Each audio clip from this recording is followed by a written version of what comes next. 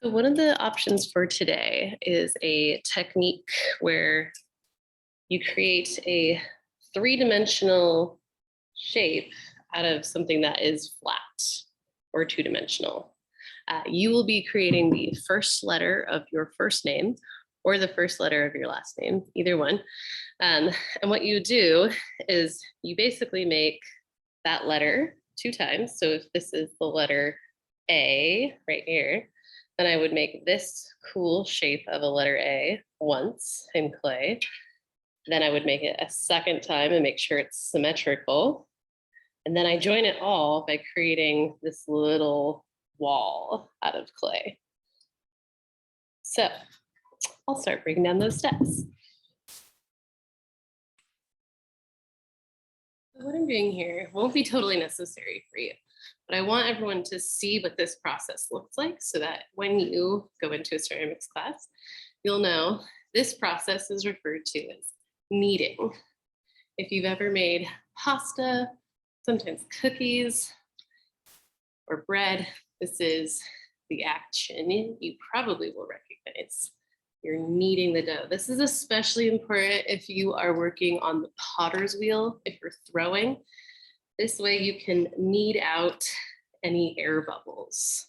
Air bubbles will lead your vessel to crack once it goes into the kiln. So I'm kneading this, and in this instance, I'm actually just taking two pieces of clay and kneading them together so that I have one big piece of clay. I'm also trying to make it a little bit flatter so I can put it into the slab roller behind me. A lucky few of you will get to use this amazing machine, the slab roller. But for the most part, we'll all be using rolling pins to make really flat pieces of clay.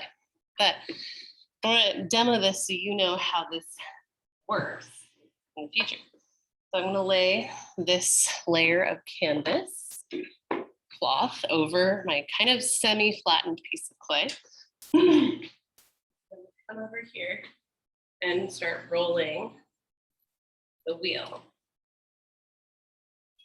I'm going to go nice and slow. The machine does not break. It's pretty fragile. You can see the slab roller moving towards the middle, and it'll start to give a little bit of resistance, right? So it'll become a little bit heavy as it rolls over my piece of clay. And depending on how high this baseboard is, that will determine how flat or how thick that piece of clay is going to come out after it's been rolled over. Okay, so I've rolled it over the whole thing. Whatever you do, don't lift this part up to check. Just note where your piece of clay was before you start rolling. And then roll it backward. Go nice and slow. And you'll see right here, there's blue tape that indicates where to stop. You never want to roll past that blue line. If you do, it can break this very tricky machine to fix. Rolling all the way to that point, and then I stop. Then I will lift this canvas, pull it up, and my piece was not flattened very much. And I don't know why, but good enough.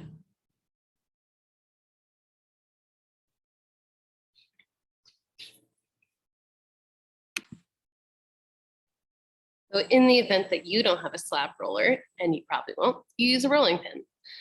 What I like to do to make sure that things stay even is I will stack two boards on the sides of my rolling pin so that they hold up the little handles. And then I just keep rolling out my piece of clay until those little edges of my handles rest evenly on the boards. That way I know it's getting into the same thickness on both sides.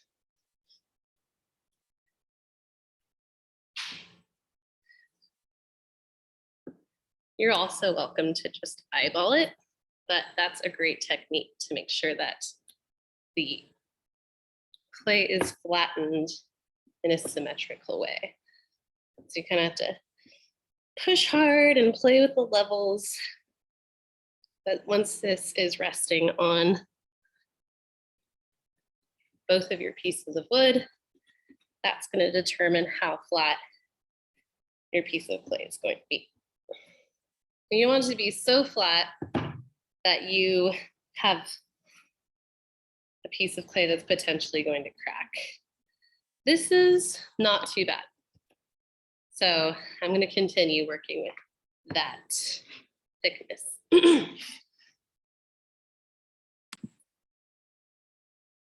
Another way to do that is if you want your piece of clay to be a little bit thicker, you can just rest this base part of your rolling pin on top of 2 pieces of wood. And that can roll your piece out to an even height.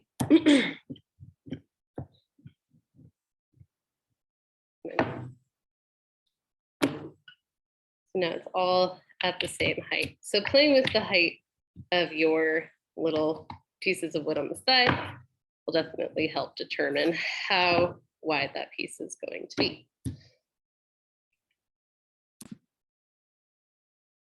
So now I have my thicker section of clay. I'm going to use this for the walls. So I'm going to just cut myself some long strips. And I think I'll probably have enough for 2 long strips, which is enough to demo with today. So I'm just cutting it into basically a ribbon, and I want to make sure that they're even in size.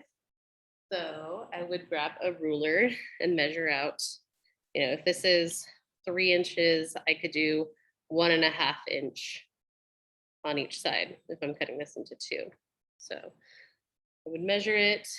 I don't have a ruler in hand, so I'm just going to use my thumb. That's pretty good. That's half. So come down the middle.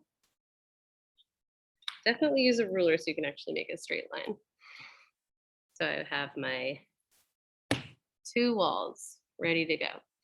Then I would take my thinner clay, and this is what I would be making the first letter of my name, which in my case is a Y. So I'm just going to cut 1 Y.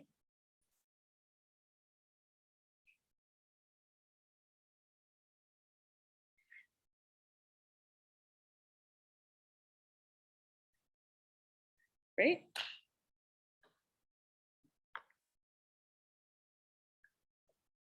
Then remove it. Got my Y. Then I would put it down on the clay. You can also just make a paper stencil first if you want to be a little bit more clean about it. So I would just take a piece of paper and draw out the letter as I want it. And then I would cut that out with scissors. Then I'd put that on top of a piece of clay. And then I would use that to trace it out. I do that a lot if I'm doing something that has a little bit more of an intricate design and I need things to be really symmetrical. Feel okay about that though, especially for the sake of a demo. And then we would separate them. That's also a good point for using a stencil, is that then you don't have to worry about separating them. Okay, so I have my 2 letters Y ready to go. And then I have my walls. My walls are pretty thick. That's okay. You'll probably want something a little bit thinner. I might actually use a thinner one myself. If I were using a bigger letter, then I would definitely use that thicker piece. But I'm going to demo this thin for the sake of continuity. Okay, so I have my little wall, and basically I'm going to form it all the way around the edges. I'm going to pause it here so you don't have to watch all of that. There's a shot of my Y with half of the built wall. See how that's coming together? I'm just cutting the strips into little sections. Now you can see I've created that wall all the way around my letter Y. In some cases, you can just fold and bend your wall. And in some cases, you might want to cut sections of your little rectangular ribbon so that you can build these nice little corners. Okay, so now I'm ready to stick my Y on top of the other Y. Just like that, except, oh no, I actually need to create a bind for all of these edges. So I have to get the wall to mesh up with the face. So if my face is the letter Y, I'm going to start scoring that letter Y. But now I have all the pieces of my wall, which I need, and I'm ready to have those. So I'm happy I have those ready to go. So I would just start scoring all the edges. Today I'm using a fork. You can keep using toothpicks or a tool that works for you.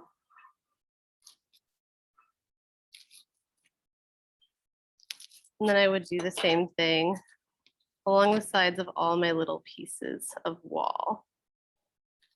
Trying to hold a camera at the same time that I do this. So you get the idea. Scoring all the edges.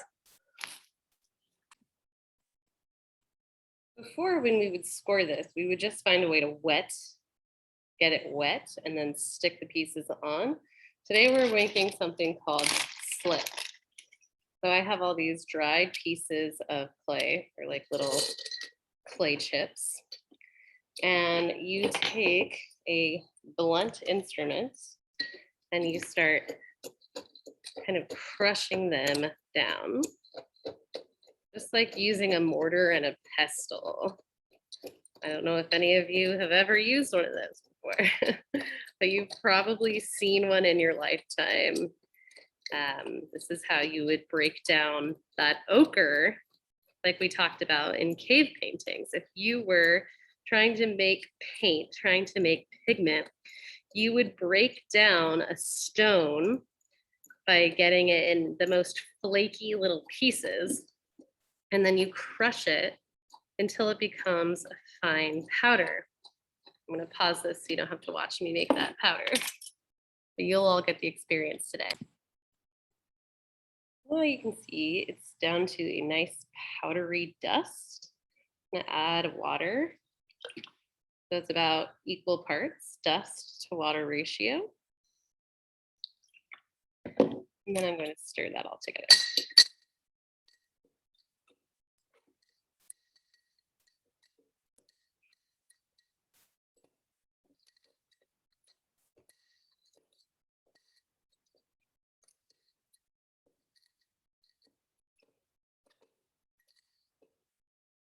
I'm not going to make you watch me. What you wind up with is basically liquid clay. So this works really nicely as a glue. So I have all of my scored edges ready to go on top of my letter Y. So I'm going to pour just a little bit of that glue. I'm going to rest my wall pieces right on top, just like that. And spread it with your finger. That's totally fine.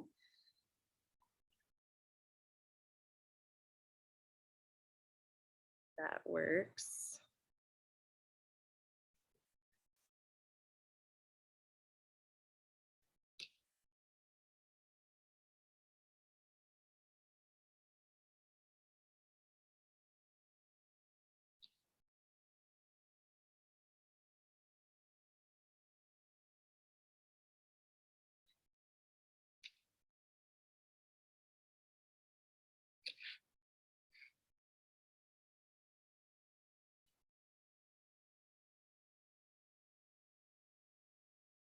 I'm just arranging all the pieces of the wall. It's also a good idea, I didn't do it this time just for speed, to score the sides that are about to touch together. Like when in doubt, just score everything. So I'm scoring that part and I'm gonna mesh it up to here. Do a little surgery real fast. There we go. The reason I did that was because it was a little too tall. You want all of the parts of your wall to be as high as each other. So you want this to be even. If you put a little level on top of it, it would all be flat. Okay. Then before you start putting the top Y or whatever your letter is on there, you want to create some slugs. These slugs are going to go on the inside wherever there is a crack. So I have crack here, crack there, crack there. So I make my little slug and I just wedge it into that crack. And I just make sure it's meshed up with the wall. That prevents cracking and breaking and exploding inside of the kiln. So I'm just going to create a little slug. Try to put it somewhere where it's a little bit more visible. Right there. So I take that slug and make sure it's the right size. You want it to be blocking any cracks from top to bottom. And then you just smooth the edges. That's blocking everything up in there.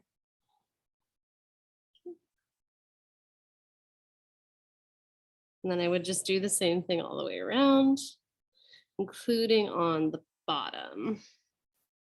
So see how there's the gap between the wall and the face right down here.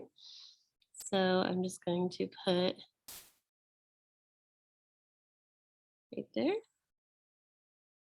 blocking up that crack as well. Okay, so you'll do that all the way around. So I won't make you watch me put all of the slugs in all the way around. Now that my wall is all slugged up, I'm going to score the top of it again.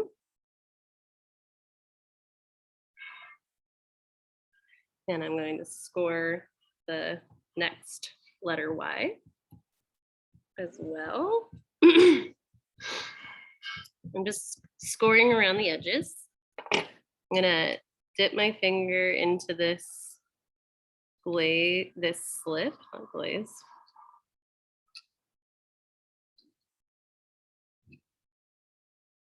Just treating it like glue. And then I just put the two walls together, or put the walls onto the face. Okay, and I might have some overlap. That's okay.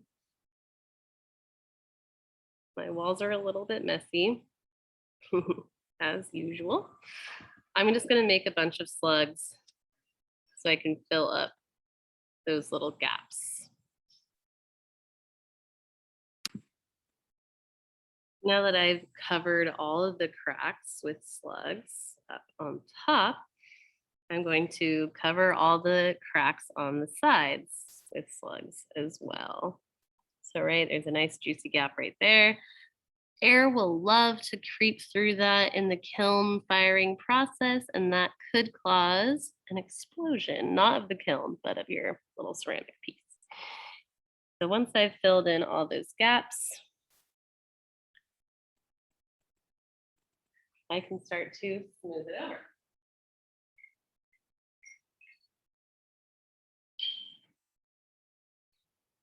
I can use a ribbon tool to clean up wherever there's like big bits of clay that are lumpy. I can smooth that down.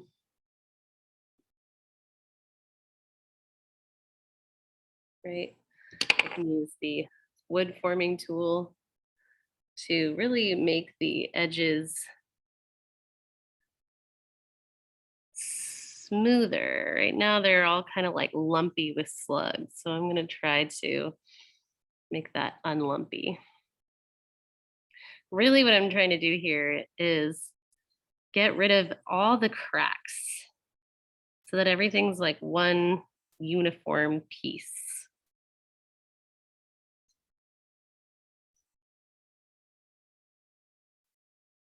There we go. Okay. Just like frosting a cake, right? You want to cover up any visible gaps between two cakes. And we'll go over that in a few weeks when we start frosting our cakes.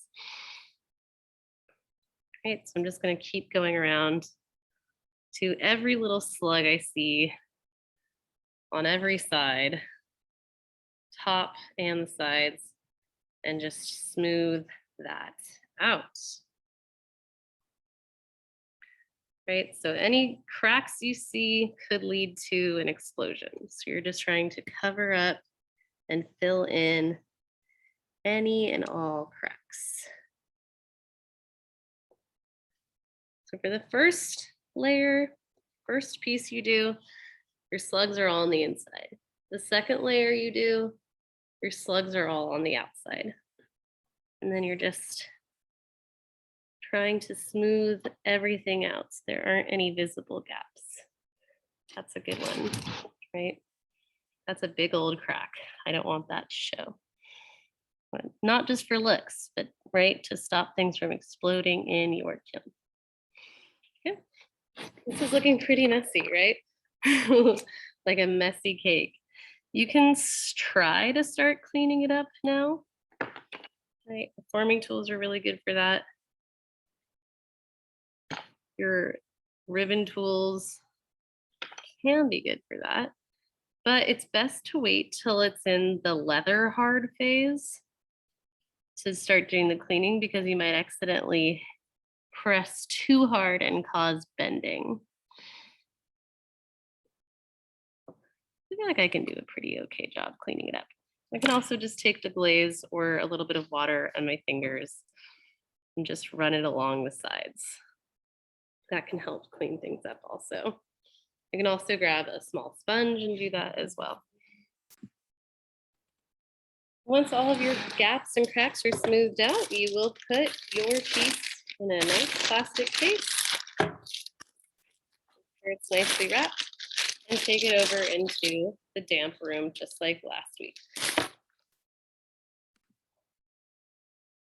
Last thing I'll demo is how to clean up your stoneware when it's leather hard.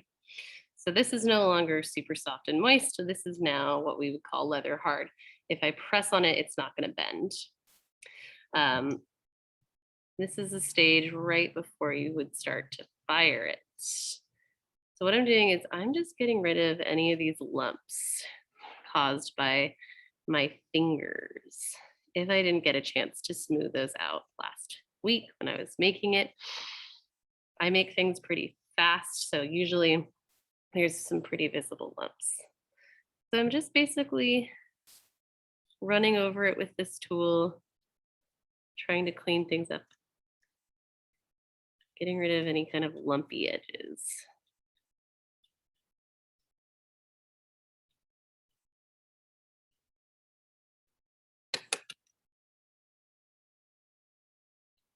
Make sure you're doing this on top of a wear board. That way it's easier to clean up later.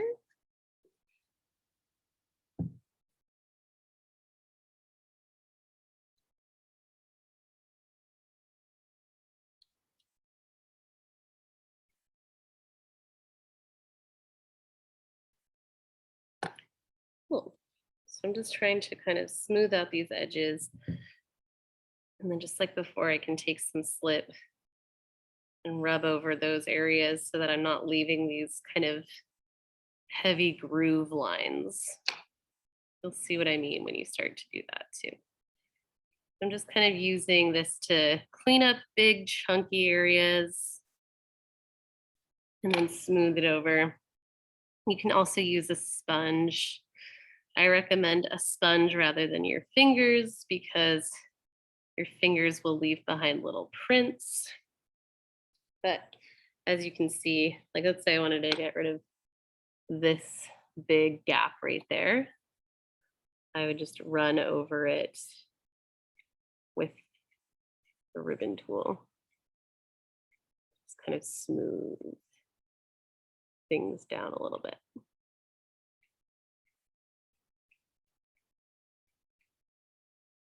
You can use both edges of that ribbon tool.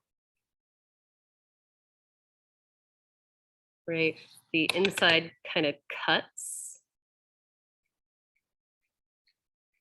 And then the outside is like a nice blunt flat edge that can kind of smooth things down.